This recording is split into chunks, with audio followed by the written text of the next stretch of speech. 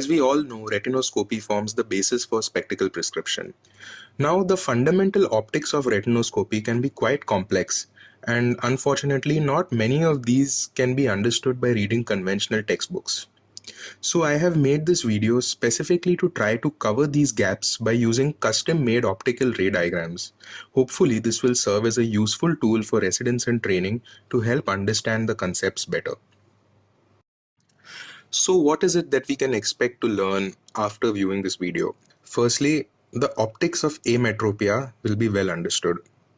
Then, understanding the exact optical principle of retinoscopy, why the pupil reflex in retinoscopy moves in a particular direction. Understanding the working distance concept in retinoscopy, again, which is very important and very commonly asked. Then, understanding the effect of cycloplegic drugs in retinoscopy. Then being able to get the exact refractive error from the retinoscopy reading. And finally, I'll be explaining a lot of concepts about astigmatism and how astigmatism can be deduced exactly from retinoscopy. Okay, let us start by understanding the optics of ametropia. So now, any ray diagram that I make will have the characteristics that are seen on the screen. That is, you have the eye, which we are testing, N, which is the nodal point of the eye. Nodal point is that point through which rays emerging or entering the eye will pass undeviated. The principal plane is a plane which passes through the nodal point to the fovea. The optical plane is that plane through which the refraction of this eye is supposed to take place. So if we consider that this entire eyeball is getting refracted in one plane, it will be at this optical plane. Now with this understanding of the diagram, let us see how do we define the refractive status of a particular eye. The refractive status of a particular eye, first of all, is defined with always accommodation being at rest. So with accommodation being at rest, what happens to parallel rays which enter the eye? Where do they focus? Do they focus on the retina, in front of the retina, or behind the retina? That is the first set of rays. And the second set of rays are the rays which emerge from the retina. What is the characteristic of them after they undergo refraction through the patient's optical plane? Are they divergent, are they convergent, or are they parallel? If so, where do they focus? So the point at which these rays emerging from the retina focus is called as the far point of that eye. So based on these two sets of rays, we can define the refractive status of an eye. So what happens in emetropia? Emetropia means no refractive error. So in emetropia, with accommodation being at rest, the parallel rays which enter, they focus on the retina. Now what happens to the rays which emerge from the retina? They come out parallel. Since they are parallel, they focus at infinity, but for all practical purposes, they focus at 6 meter distance, because the closest distance at which parallel rays focus is considered as 6 meters. So the far point of an emetropic eye is 6 meters. So in emetropia, the parallel rays that enter the eye focus on the retina, and the rays which leave the retina, they are parallel. So the emerging rays and the incoming rays are both equal to each other. Now, this was showing rays which come from the retina from the fovea. We have to also see what happens to rays coming from a paracentral retinal point. How do they focus? So whenever we want to show how rays come from a paracentral retinal point, we do something called as the two-ray diagram. So the first ray passes from the paracentral point through the nodal point undeviated. This is the first. And the second ray passes parallel to the principal plane and undergoes refraction at the optical plane. So the rays which come out, as you can see in emetropia, are parallel. This ray diagram showing rays emerging from a paracentral retinal point is very important for retinoscopy, as we will see later, to know this sort of ray diagram. Now coming to hypermetropia. In hypermetropia, with accommodation being at rest, parallel rays that enter, they focus behind the retina. And the rays which come from the retina, they come out divergent. So because the rays that come out of the retina are diverging, they focus not in front but behind the eye as a virtual point. So the far point of a hypermetropic eye is a virtual point which is formed behind the eye. Let's look at the rays coming from a paracentral retinal point. So the first ray passes undeviated through the nodal point, and the second ray undergoes refraction after being parallel to the principal plane, and these rays are divergent, and the point which they meet at is a virtual point behind the retina. Coming to myopia, so the parallel rays which enter the retina focus in front of the retina, and the rays which come from the retina, they are converging after undergoing refraction in the optical plane. So these converging rays, they meet at a point which is in front of the patient's eye. So the far point of a myope is in front of his own eye. Let's look at the optical diagram from a paracentral retinal point. The first ray undeviated and the second ray after undergoing refraction forms in front of the patient's eye. Now, something which is very, very important to understand in terms of retinoscopy is that the myopic far point in meters is the reciprocal of the dioptric power of the myopia. Let's consider these rays coming from the retina in a myopic patient. Now, if the patient has a myopia of minus half diopter, the far point will be 2 meters because the reciprocal of half is 2. If a patient has a myopia of minus 1.5 diopters, the reciprocal of minus 1.5 is 0.67, so the rays will focus at 67 centimeters. A myopia of 3 diopters, the far point will be 33 centimeters. So this relationship is very important to understand, that the far point of myopia will be dependent on the amount of myopia.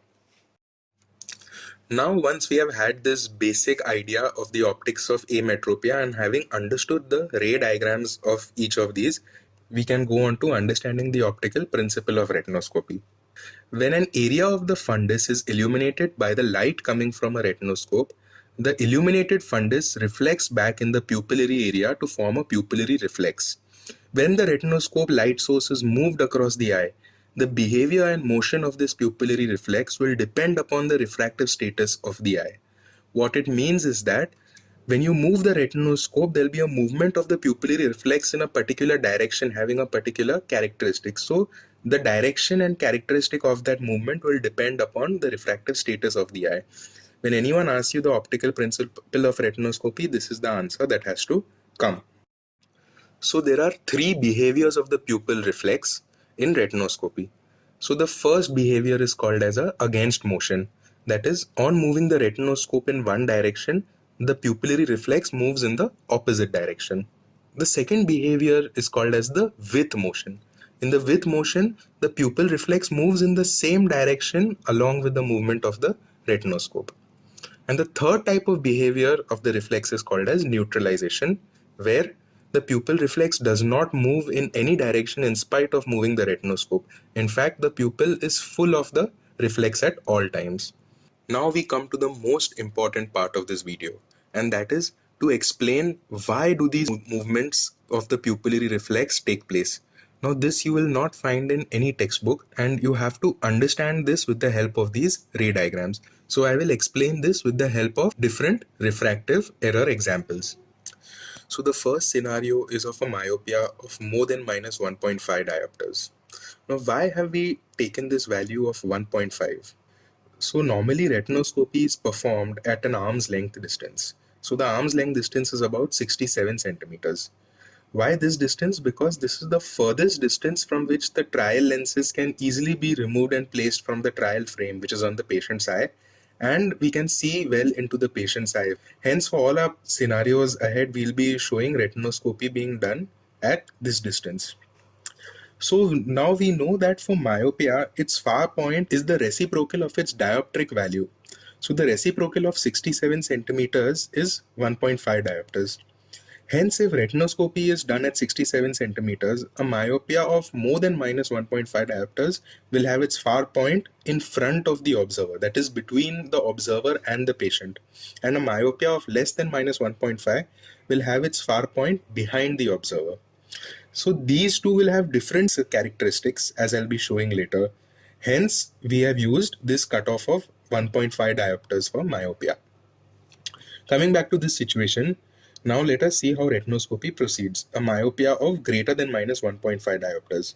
So the retinoscopy procedure is started with the retinoscopy light turning on and passing through the principal axis and illuminating point A on the retina. The retina will now reflect back this light, which will be seen as a pupillary reflex, and the projection of this reflection will be seen at the far point of the eye. Since this is a myopia of more than minus 1.5 diopters, point A will be projected at the far point, which is somewhere between the observer and the patient, say at point A1. Now this will form a pupillary reflex as seen in the upper right corner for a horizontal retinoscope streak. Now when the observer moves the retinoscope downwards, instead of central retinal point A, a paracentral retinal point B is illuminated. The projection of point B will also be at the far point of the eye, and the exact position of the projection can be demonstrated by using the ray diagrams from the paracentral retinal points which I had shown in my earlier diagrams. So the rays coming out after refracting from the eye will be convergent and now will focus at point B1. Now the relative movement of the pupil reflex on moving the retinoscope downwards can be shown by how the projected point B1 appears to the observer holding the retinoscope, which is indicated by this blue dotted arrow. The position of this blue dotted arrow with respect to the principal plane in front of the observer's eye indicates the movement of the pupillary reflex.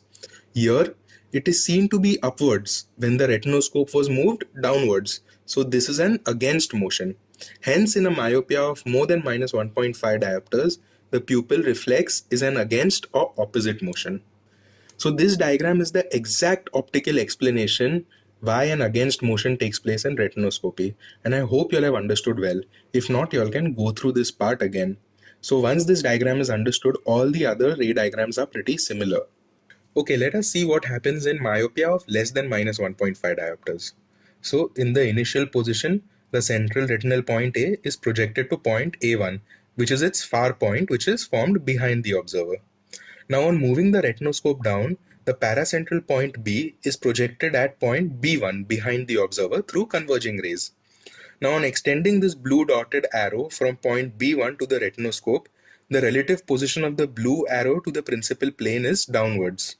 Hence, for a myopia of less than 1.5 diopters, the pupil reflex is a with motion or a movement in the same direction of the retinoscope.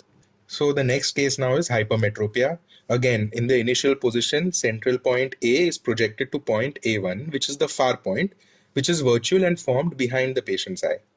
On moving the retinoscope down, paracentral point B is projected at B1 through diverging rays. On extending the blue dotted arrows from point B1 to the retinoscope, the relative position of the blue arrow to the principal plane is again downwards. Hence, for hyperopia, the pupil reflex is a with motion. The last situation is emetropia. The central retinal point A projected to point A1, which is at infinity, which is the far point in emetropia. On moving the retinoscope down, point B is projected to B1, which is again at infinity behind the observer through parallel rays. On extending the blue dotted arrow from B1 to the retinoscope, the relative position of the blue arrow to the principal plane is downwards. Hence, for emetropia, the pupil reflex is a with motion. Now, what about myopia, which is exactly minus 1.5 diopters? So, in the primary position, the reflected rays are projected exactly at the retinoscope. Hence, the entire pupil appears to be filled with light. Now, on moving the scope either down or up, the rays are still projected at the same distance, that is 67 centimeters. But the movement of the pupil reflex becomes so rapid that the observer is unable to perceive an actual with or against motion. So it is interpreted as no motion. So this is called as neutralization, and this is considered as the end point of retinoscopy.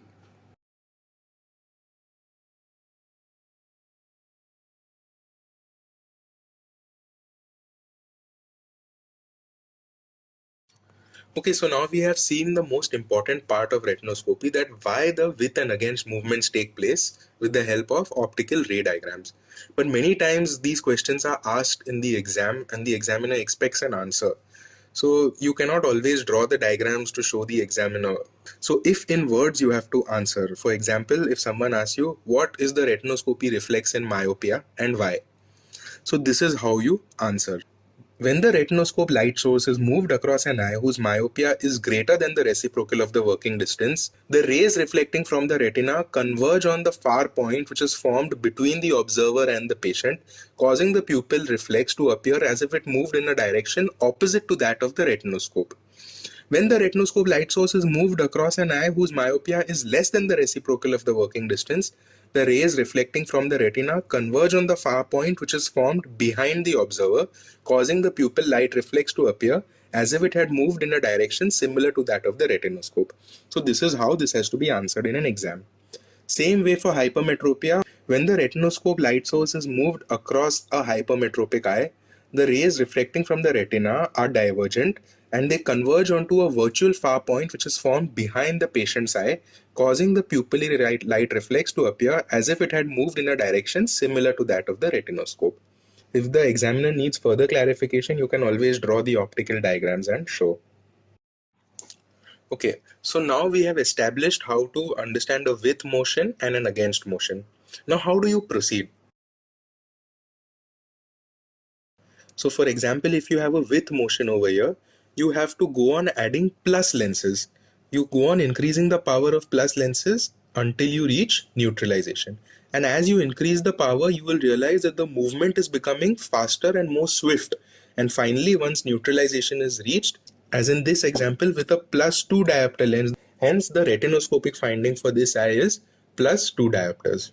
Similarly, when you have an against motion, you have to go on adding minus lenses and increasing power. And as you add the lenses, you realize that the motion is becoming more swift, more fast. And finally, at neutralization, the movement will completely appear to stop and the entire pupil will be filled with the reflex. So in this example, at -3 diopters, neutralization is reached. Hence, retinoscopic finding for this eye is -3 diopters. So now, is this the actual refractive error? It is not. Now, how do you deduce the refractive error from this retinoscopy reading? Now, we know that neutralization is always the end point of retinoscopy. Since the far point of a myopic eye is the reciprocal of its dioptric value, retinoscopy being done at 67 centimeters, at neutralization, the patient's eye is -1.5 diopter myopic. So the lens that you have used to achieve this is not making the patient emetropic, but in fact is still leaving the patient myopic. So whatever the lens being used to achieve neutralization, 1.5 should be subtracted to get the final refractive error. This is called as the working distance error in retinoscopy. So if the retinoscopy reading was -3 diopters, like in the first example, the refractive error is -4.5 diopters. And if the retinoscopy reading was +2 diopters, the refractive error is actually +0.5 diopters, because in both the cases we have -1.5 diopters. So this brings us to two commonly asked questions in the exam, that is, why do we subtract 1.5 diopters from the retinoscopy reading? And what happens if the retinoscopy is done at a different working distance? The answer to both these questions is in front of you. Why do we subtract 1.5 diopters from the retinoscopy reading? We say that neutralization is the end point of retinoscopy. Since the far point of a myopic eye is the reciprocal of its dioptric value, if retinoscopy is being done at 67 centimeters, at neutralization, the patient's eye is being left -1.5 diopter myopic. So whatever the lens being used to achieve neutralization, 1.5 diopter should be subtracted to get the final refractive error, and this is called as the working distance error in retinoscopy. So this is how you explain to the examiner. And if someone asks what happens if the retinoscopy is done at a different working distance, the working distance error will change. For example, if retinoscopy is done at 1 meter, the working distance error will be 1 diopter. If the retinoscopy occurs at 50 centimeters, the working distance error will be 2 diopters. So the working distance error will be different depending on where you do the retinoscopy. The explanation as to why that happens, I'm sure by now you have understood. Now let us understand the effect of cycloplegic drugs in retinoscopy. Cycloplegics are drugs which cause relaxation of the ciliary muscles even beyond their normal relaxed state. So if you can see in these diagrams, the upper diagram shows the eye in a relaxed state. Now even in a relaxed state, some amount of tone is present in the ciliary muscles. This is called as inherent ciliary muscle tone, which causes the crystalline lens to be slightly more curved than normal. That is present in all normal persons. Now when a cycloplegic drug is put in the eye, that inherent tone of the ciliary muscles is lost. So the lens becomes even less curved. So what are the effects of cycloplegia? First is flattening of the crystalline lens, as can be seen in the lower diagram. Because of the relaxation of the crystalline lens, there is reduction in the total power of the eye.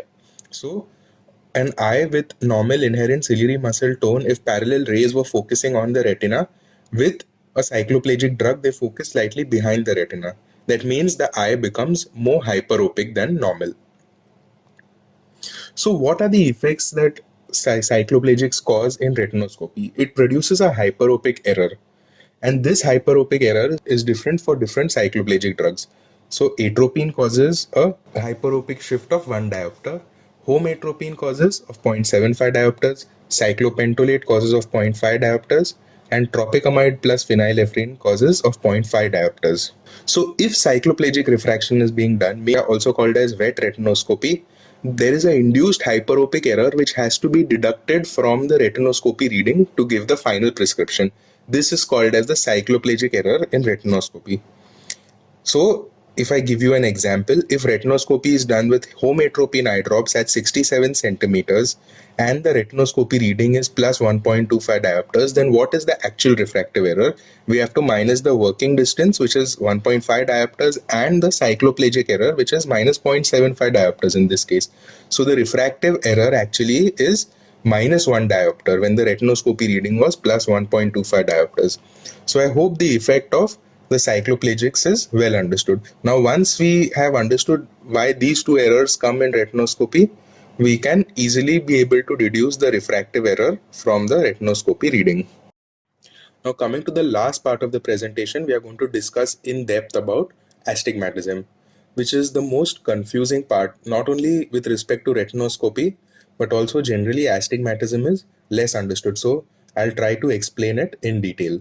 Let us take an example of retinoscopy being done at 67 centimeters with a cycloplegic of tropicamide and phenylephrine eye drops. We start with the streak in the horizontal orientation and we straddle, and we see that there is a against movement. Now because there is an against movement, we add a minus lens. We start with minus 3 and we get neutralization. We know that the refractive error is minus 3, minus 1.5 and minus 0.5. The minus 1.5 and 0.5 is the working distance error and cycloplegic error. So the total refractive error is minus 5 diopters. Now, if we want to know if there is astigmatism or no, we have to turn this streak from the horizontal to the vertical and once again straddle. And once we straddle, we see that still neutralization is present. If neutralization is still present, that means there is no astigmatism and the refractive error for this patient is minus 5 diopters. Here. Now what happens if on turning the streak from horizontal to vertical, the neutralization is lost? Now we are seeing an against movement. That means that astigmatism is present in this case and we have to find out the axis and magnitude of the astigmatism. Now, before we go on to discussing about astigmatism in retinoscopy, I want everyone to understand the basics about astigmatism. What is a meridian and what is an axis? Let us understand astigmatism happens because of refraction through a toric surface. A toric surface is one in which the two principal meridia have different refractive powers or different convergence powers. So as you can see here, this red toric surface that is demonstrated has a vertical meridian and a horizontal meridian.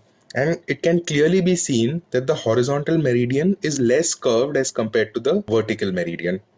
So the horizontal meridian is shown in green color and the vertical meridian is shown in blue color. Now let us call the plane at which the vertical meridian is focusing as plane A and that which the horizontal meridian is focusing as plane B. Now let us assume we want to correct the cylinder in this particular toric surface. We want both the horizontal and vertical meridian to focus at plane A. Because the horizontal meridian is focusing beyond plane A, we need a cylindrical converging lens which will converge only the horizontal meridian up to plane A. So for that, what orientation of the cylindrical lens do we need? To correct a particular meridian, a cylindrical lens whose axis is perpendicular to the meridian is needed. So we need to correct the horizontal meridian, which is 180 degrees. So we need a cylinder with a vertical axis that is 90 degrees to be used. The axis of a cylinder is nothing but the plane around which the cylinder can rotate. When this cylinder with its axis at 90 degrees is put in front of this toric surface, it will correct the horizontal cylinder and make it focus at the plane which is desired. I hope by these 3D models it is understood that the axis of a cylinder that is needed to correct a meridian has to be perpendicular to the meridian. Now let us take an example and show how this works in the eye. Suppose this red toric surface that we are talking about is the cornea. Since this is vertically steeper and horizontally flatter, we'll assume this vertical meridian to have a curvature of 44 diopter, whereas the horizontal to have a curvature of 41 diopter. So as you can see in the topography, you get a symmetrical vertical bow tie. So this is a with the rule astigmatism, meaning the vertical meridian is steeper than the horizontal meridian. Let us assume that this blue plane, which is plane A, is the retinal plane. So that means the green plane is focusing behind the retina. So this becomes a simple with the rule hyperopic astigmatism. If we want to correct this horizontal meridian, 180-degree meridian, we need a cylindrical lens of +3 diopter, which is in the 90 degrees. So the refraction of this patient would be +3 diopter cylinder at 90 degrees. Or if we transpose this prescription, it would be +3 diopter sphere and -3 diopter cylinder at 180 degrees. So always remember this. When a cylinder has a plus sign in a prescription, its axis corresponds to the steep meridian, whereas in a prescription, if a cylinder has a minus sign, its axis corresponds to the flatter meridian. I hope this has become clear and there's no confusion between axis and meridian. Now, if we apply the rule of axis and meridian in retinoscopy, the rule of retinoscopy is that the meridian that is to be corrected is always parallel to the direction of motion, whereas the axis of the lens needed is parallel to the long axis of the streak. Now, please understand this. If we have a retinoscope whose streak is horizontal, that means our movement is vertical, that is up-down movement. We are straddling the vertical or the 90-degree meridian, and the axis of the lens needed to correct this would be at 180 degrees. So the axis of the lens is parallel to the direction of the streak, whereas the meridian being straddled is in the direction of the movement. The lower example shows a vertical streak which is moving sideways. So the axis of lens needed would be 90 degrees and the meridian we are correcting is the horizontal or 180-degree meridian. Now with this understanding, let us see an example of how astigmatism is corrected in retinoscopy. So I'll take the same example of retinoscopy being done at 67 centimeters with T plus eye drops. So the total error would be -2 diopters. I start with the horizontal streak and I straddle the vertical meridian. So I'm straddling the vertical meridian and I'm getting a against motion. So I'll add a minus lens. So I'm adding -2 and my motion has become more clear, almost close to neutralization. I'll go on increasing.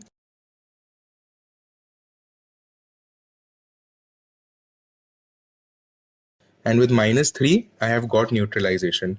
I will calculate what is the power of my vertical meridian, which is -3 and -2 for the error. So the total power of the vertical meridian is -5 diopters. Now I will add this in something called as my retinoscopy cross, which is a cross in which I write the vertical and horizontal meridian. So next to the vertical meridian, I'll write -5 diopters. Now I'll turn my streak vertically to straddle the horizontal meridian. On straddling the horizontal meridian, I'm getting a very faint with motion. That means I need to add a plus cylindrical lens. The axis of this cylindrical lens will be in 90 degrees. That is the vertical axis. So I've added a cylindrical lens of +3 and my with motion has become more clear. So I'll go on increasing it. And with +6 cylinder, I have achieved neutralization. Now I will just confirm by shifting back to the horizontal streak to confirm that the vertical meridian is also neutralized. So yes, the vertical meridian and the horizontal meridian both are neutralized. Now what is the power of the horizontal meridian? For the horizontal meridian, I have added a +6 diopter cylinder. But to know the actual power, we have to also add it to what was the sphere which was present, because there was a total -3 diopter sphere which was present, and with the error that becomes -5. So my horizontal meridian total power is +6 plus -5, which is the corrected sphere. So the horizontal power is +1 diopter. So I will write that next to my horizontal line on my retinoscopy cross. And so my two primary meridia diagnosed by retinoscopy are -5 diopter for the vertical meridian and +1 diopter for the horizontal meridian. Now, how do I calculate the refractive error? So this means converting your retinoscopy cross to your final objective refractive correction. Now, whenever the retinoscopy cross has one sign minus and one sign plus, this is always a case of mixed astigmatism. So you can take any of these to be your spherical value. So in this example, I'm taking -5 to be my spherical value. So I'll write that down as -5 diopter sphere. Now for the cylinder, the sign that will be taken will be opposite of what was taken for the sphere. So minus sign was taken for sphere. So for the cylinder, I will take the plus sign. Now I will add the numerical values of both the meridia for the cylindrical numerical value. So it is 5 plus 1, which is equal to 6. The sign of the cylinder was already plus, which we had seen in step 2. After combining steps 2 and 3, the cylindrical value is plus 6 diopter cylinder. Now finally, for the axis of cylinder, the meridian that was taken for the sphere has to be taken. So the axis over here will be 90 degrees. So the final refraction is minus 5 diopter sphere with plus 6 diopter cylinder at 90 degrees. And this is how you convert a mixed astigmatism retinoscopy cross into a refractive reading. So that was a case of mixed astigmatism where the retinoscopy cross showed opposite signs. Now when the retinoscopy cross shows same signs, that means this is not a mixed astigmatism. It could be either a myopic astigmatism or a hyperopic astigmatism. For both myopic and hyperopic astigmatism, the steps are similar. So the first step is that both the sphere and cylinder will always have the same sign. Take the smaller numerical value to be the sphere. So the smaller numerical value in this case is 1.5, so that will be my sphere. The cylinder will be the difference between the numerical values of both the meridia. That is 5 minus 1.5, which is equal to 3.5. The sign of the cylinder is minus because the sign has to be same for sphere and cylinder. The axis given to the cylinder is that of the sphere. So the sphere which was taken was minus 1.5, which was at 180 degrees. So that would be the axis of the cylinder. So the final prescription would be minus 1.5 diopter sphere with a minus 3.5 diopter cylinder at 180 degrees. The exact same steps for a hyperopic astigmatism. The sign for both sphere and cylinder will be the same, in this case plus. The smaller numerical value, that is 1.25, will be the sphere. The cylinder will be the difference between the two numerically. So 2.5 minus 1.25 is equal to 1.25 diopter, and the sign will be plus. The axis of the cylinder is that which is taken of the sphere. So that is 90 degrees. So the final prescription is plus 1.25 diopter sphere with a plus 1.25 diopter cylinder at 90 degrees. So finally, that completes our understanding of astigmatism and how astigmatism is calculated on retinoscopy. Now the previous examples what I showed you was for understanding how a retinoscopy cross has to be written. But practically when we do retinoscopy, we don't need to make a cross because we are using a cylindrical lens. So I'll show you a much simpler way to finally get the prescription from retinoscopy without actually having to make a retinoscopy cross. So we'll take the same example as previous. We start with the horizontal streak. We have an against movement. So we add a minus diopter sphere. So minus 3 will give us neutralization. Now we'll turn it to the horizontal. We don't need to make a cross here. And now we are getting a with motion. So we'll add a plus cylinder. So the plus cylinder we add here was plus 4.75. We increase it to 6 and we get neutralization. So directly from this we can write the prescription as minus 3 diopter sphere, but that has to be corrected to minus 5 because of the error of working distance and cycloplagia. So minus 5 diopter sphere, and the cylinder, directly the cylinder that we have got from here can be put into the value. So the cylinder is plus 6 diopter cylinder, and the axis of cylinder is same as the retinoscopy streak because we have already established that the axis has to be parallel to the retinoscopy streak, in this case 90 degrees. So the final prescription is written as minus 5 diopter sphere with plus 6 diopter cylinder at 90 degrees, which is the same as the previous case which I had shown you of mixed astigmatism, except that there we found out the retinoscopy cross and from that we again got the prescription. So that completes astigmatism and retinoscopy. I hope it has been well understood, and with this we sum up this presentation. The following 7 questions I hope to have answered. I hope this was useful to you all.